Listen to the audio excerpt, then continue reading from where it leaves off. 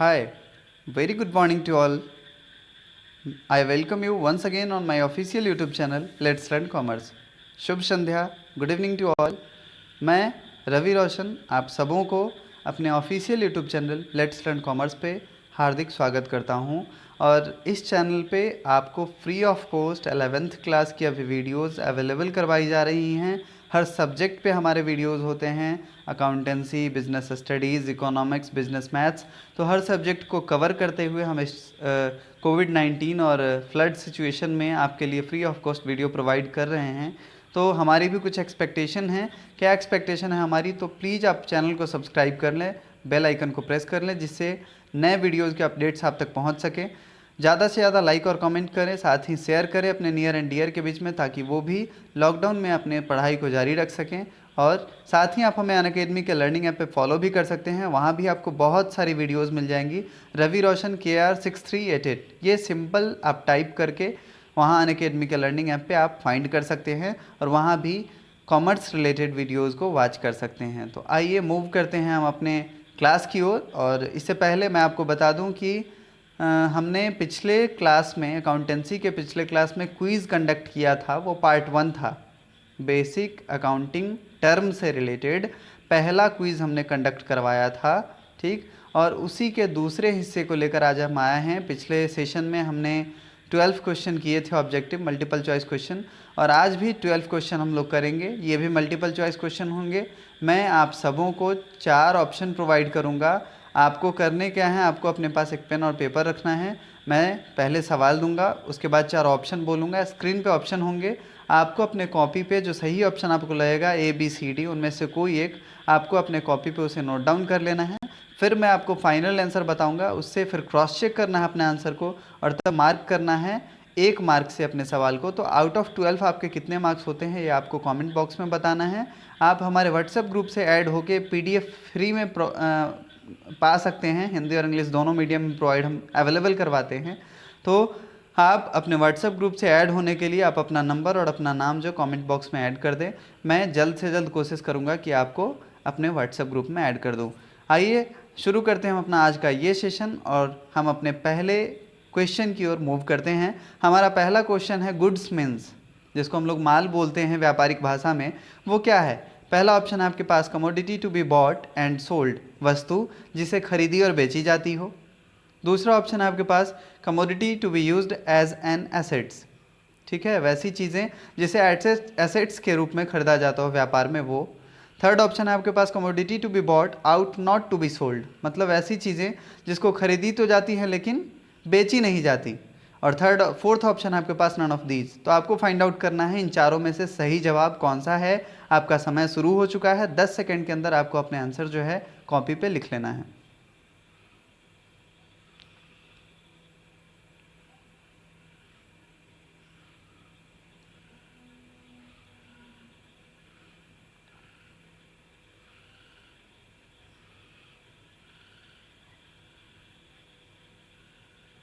चलिए, समय खत्म होता है आपका।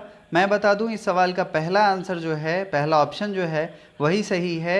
गुड्स होता क्या है? तो जिन चीज़ों को हम खरीदते हैं और बेचते भी हैं उसे ही हम गुड्स बोलते हैं। A option is the right answer of question number 1। Commodity to be bought and sold, वैसी चीज़ें जिन्हें खरीदी और बेची जाएं उन्हें हम गुड्स कहते हैं। सेकेंड क्वेश्चन है हमारा, which of the following is not a current assets, इनमें से कौन जो है करेंट एसेट्स नहीं है, मतलब फिक्स्ड एसेट्स है। तो आपको पहचानना है इसमें से फिक्स्ड एसेट्स को। पहला ऑप्शन है आपके पास प्रीपेड एक्सपेंसेस, पूर्वदत्त व्यय। दूसरा ऑप्शन है आपके पास डेटर्स, देनदार। थर्ड ऑप्शन है आपके पास फर्नीचर, उपस्कर। और फोर्थ ऑप्शन है आपके पास बिल्स रिसीवेबल, प्राप्य बिल। तो चारों ऑप्शन में से आपको सही ऑप्शन अपने कॉपी पे नोट डाउन करना है। 10 सेकंड का समय आपका शुरू हो चुका है।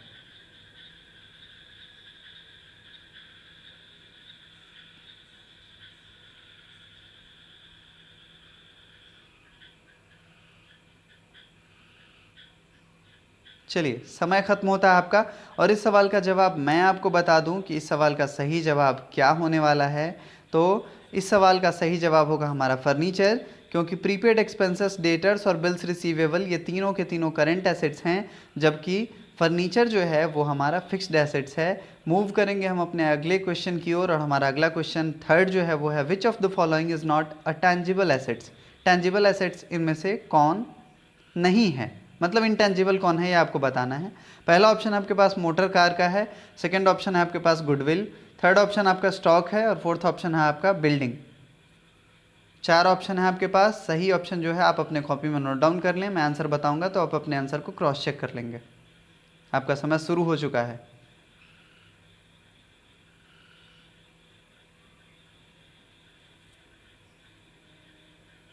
चलिए मैं बता दूं आपको इस सवाल का सही जवाब, और इस सवाल का सही जवाब आपका होगा गुडविल। गुडविल जो है वो एक इनटेंजिबल एसेट्स है, टेंजिबल नहीं है। क्या होता है टेंजिबल और इनटेंजिबल, समझिए। टेंजिबल एसेट्स हम उसको बोलते हैं जिन्हें हम छू सकें, महसूस कर सकें, ठीक है, जिनका अपना एक फिजिकल वैल्यू होता है, जो हम देख सकते हैं जिनको। लेकिन कुछ इनटेंजिबल एसेट्स होते हैं, जो होते तो एसेट्स हैं लेकिन ये हमें दिखाई नहीं देते हैं, जैसे गुडविल, डेटर्स, ठीक है। ये सब क्या हैं, एसेट्स हैं। गुडविल एसेट्स है लेकिन हमें दिखाई नहीं देता, डेटर्स भी एसेट्स है लेकिन ये हमें दिखाई नहीं देता, ठीक है। बिल्स रिसीवेबल एसेट्स है लेकिन हमें दिखाई नहीं देता।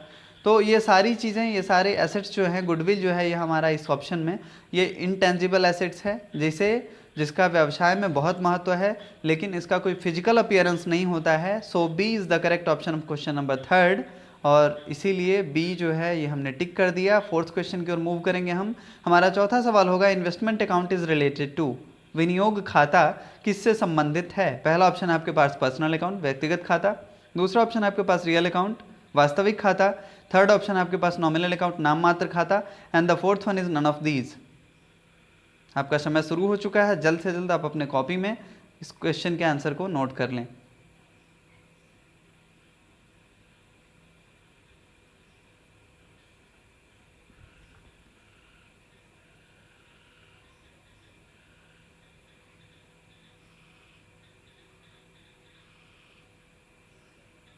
चलिए मैं बता दूं इस सवाल का सही जवाब आपको। और इन्वेस्टमेंट जो है वो हमारा रियल अकाउंट है, ना तो पर्सनल है ना ही नॉमिनल है, ये हमारा रियल अकाउंट है। मैंने उस दिन बताया था आपको कि जो भी फिक्स्ड एसेट्स हैं या इन्वेस्टमेंट है, ये सारी चीज़ें रियल अकाउंट के अंदर ही कंसीडर होती हैं, इसीलिए बी इस सवाल का सही जवाब हो जाएगा। मूव करेंगे हम अपने अगले स्लाइड की ओर, और क्वेश्चन नंबर 5 जो है हमारा वो है डेबिट वर्ड इज। डेबिट जो शब्द है कॉमर्स में खूब यूज़ होता है, दो वर्ड्स का, डेबिट और क्रेडिट का। तो ये दोनों शब्द, इसमें तो डेबिट लिखा है लेकिन हम कहेंगे कि ये दोनों शब्द किस भाषा के शब्द हैं। फर्स्ट ऑप्शन आपके पास फ्रेंच लैंग्वेज, सेकंड ऑप्शन आपके पास Latin language, third one is Hindi language, and fourth one is English language. You have to find out the correct option within 10 seconds. Your time is starts now.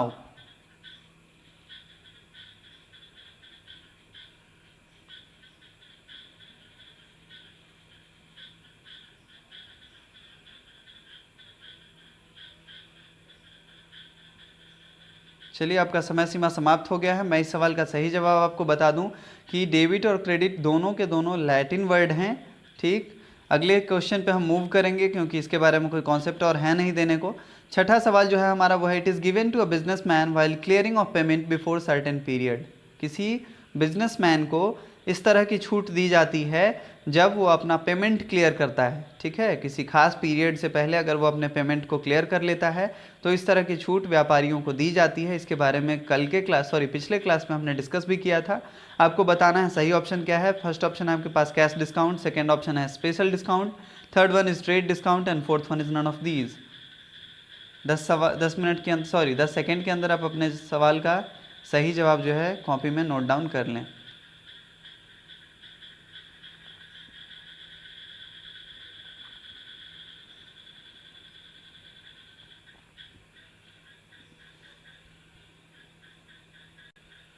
और इस सवाल का सही जवाब होगा दोस्तों कैश डिस्काउंट, ठीक है। कैश डिस्काउंट जो है वो पेमेंट के समय दी जाती है, ये बातें मैंने आपको पिछले क्लास में बताई थी।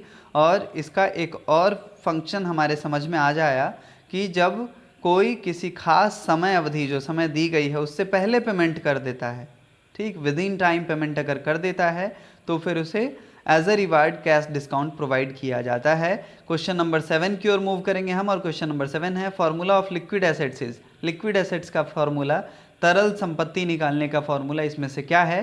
पहला ऑप्शन है आपके पास current assets minus stock plus prepaid expenses, second option is current assets minus current liabilities, third option is current assets plus stock plus prepaid expenses, and fourth one is none of these. 10 second के अंदर आपको अपने सवाल का जवाब note down कर लेना है अपने कॉपी में, मैं आपको जल्द ही सवाल का जवाब दे दूंगा।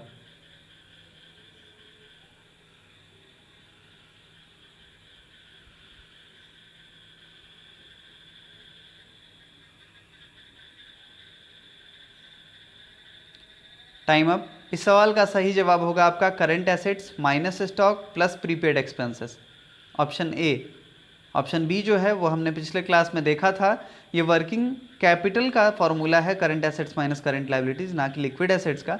लिक्विड एसेट्स का फॉर्मूला क्या होता है कि करंट एसेट्स जितने भी हैं उनमें से अगर स्टॉक को हम डिडक्ट कर लें और प्रीपेड एक्सपेंसेस को ऐड कर लें तो हमारा लिक्विड एसेट्स निकल के आ जाता है। ये कुछ खास रेशियो को निकालने में यूज़ किया जाता है जो हमको अभी नहीं पढ़ना है, आगे की क्लासेस में पढ़ेंगे।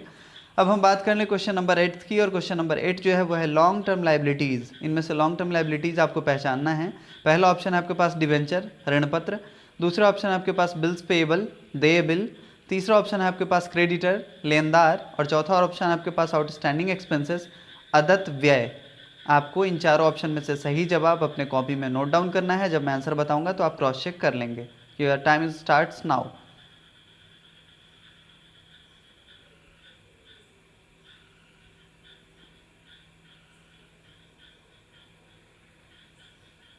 चलिए, समय सीमा समाप्त होता है आपका।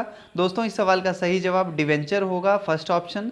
लॉन्ग टर्म लाइबिलिटी जो है वो डिवेंचर है, इसका पीरियड काफ़ी लंबा होता है। मैंने पिछले क्लास में बताया था कि लॉन्ग टर्म लाइबिलिटी जो होते हैं काफ़ी समय लंबे समय के लिए होते हैं।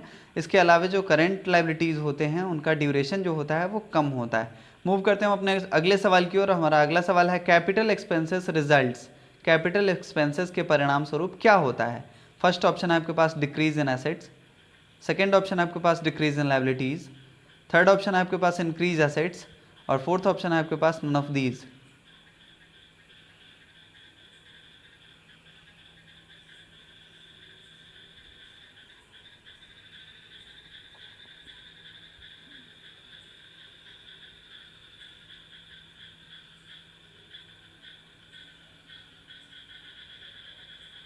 चलिए, मैं बता दूं इस सवाल का सही जवाब आपको। स्टूडेंट्स, इस सवाल का सही जवाब होगा इंक्रीज इन एसेट्स। ठीक है, C option, increase in assets इस सवाल का सही जवाब होगा। कैपिटल एक्सपेंसेस क्या होता है सो समझिए। जब हम किसी ऐसी चीज़ों को खरीदते हैं जो हमारे व्यापार के रोज़ के खर्चे से संबंधित नहीं हैं या शॉर्ट टर्म के लिए नहीं है, लॉन्ग टर्म के लिए है, तो उसको कैपिटल एक्सपेंसेस के अंदर कंसीडर किया जाता है। जैसे प्लांट का खरीदना, मशीनरी का खरीदना, बिल्डिंग खरीदना, लैंड खरीदना, ये सब के सब क्या है? कैपिटल एक्सपेंसेस है किसी बिजनेस एंटिटी के लिए। So C is the correct option of question number 9। Now we have question number 10, expenses on installation of new machinery.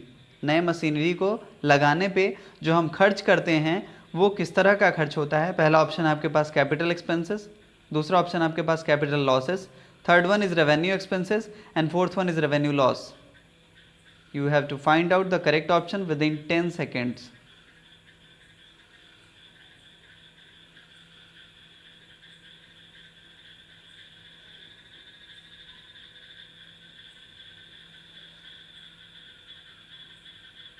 Time up. और इस सवाल का सही जवाब आपको मैं बताने जा रहा हूँ। इस सवाल का सही जवाब होगा capital expenses.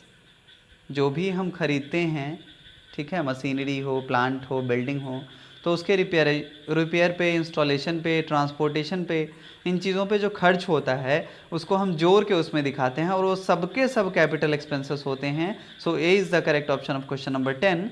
Now we have question number 11, और the question number 11 is which of this is a tangible assets. अभी क्या था? नॉन टेंजिबल एसेट्स को आपको पहचानना था। अब पूछा कि टेंजिबल एसेट्स क्या है? गुडविल, ख्याति, प्रीपेड एक्सपेंसेस पूर्वदत्त व्यय, C option is fixed assets, और fourth one is none of these. जल्दी से आप इस सवाल का सही जवाब अपने कॉपी में नोट डाउन कर लीजिए। 10-12 सेकंड में मैं आपको इस सवाल का सही जवाब बता दूंगा।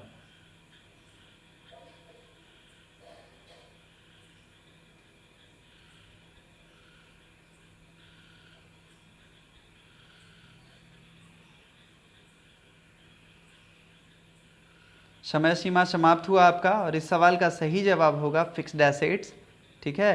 इनमें से टेंजिबल एसेट्स जो है वो क्या है, फिक्स्ड एसेट्स। मैंने अभी अभी कहा कि टेंजिबल एसेट्स वैसे एसेट्स को बोलते हैं जिसका फिजिकल अपीयरेंस होता है, जिसको हम टच कर सकते हैं, ठीक है, उनको हम टेंजिबल एसेट्स बोलते हैं। सो फिक्स्ड एसेट्स जो है वो सब टेंजिबल एसेट्स में आते हैं और C is the correct answer of question number 11। Now we have the last question of this session, question number 12, which of this is a capital loss. इनमें से कौन जो है कैपिटल लॉस है। पहला ऑप्शन है आपके पास लॉस फ्रॉम थेफ्ट, चोरी से होने वाली हानि। दूसरा ऑप्शन है decrease in assets due to wastage, ठीक है, वेस्टेज के कारण जो हमारे एसेट्स में कमी आती है, घिसावट आती है वो। Theft of machinery from A factory, factory से मशीन का चोरी हो जाना। और फोर्थ ऑप्शन है नन, इनमें से कोई नहीं।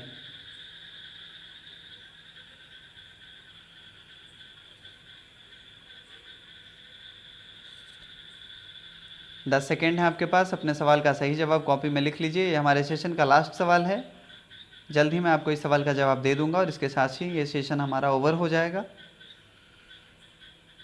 चलिए मैं बता दूं इस सवाल का सही जवाब आपको। इस सवाल का सही जवाब होगा theft of machinery from A factory. अगर किसी फैक्ट्री से मशीन या प्लांट की चोरी हो जाती है तो वो हमारा कैपिटल लॉस होता है। मैंने कल बताया था आपको कि कैपिटल लॉस जो होता है नेचर में क्या होता है, कभी कभी होता है, ये रेगुलर नहीं होता है, ठीक। जैसे यहाँ मशीनरी की चोरी हो गई तो ह्यूज अमाउंट में लॉस हुआ, और कभी कभी होता है इस तरह का लॉस, तो इसको हम बोलेंगे कैपिटल लॉस। ऊपर जो लिखा है लॉस फ्रॉम थेफ्ट, तो लॉस फ्रॉम थेफ्ट जो है वो कैपिटल लॉस नहीं है। Decrease in assets due to wastage, ये डिप्रिसिएशन कहलाता है। सी ऑप्शन हमारा सही आंसर होगा। और इस तरह से आज का ये सेशन हम ओवर कर रहे हैं।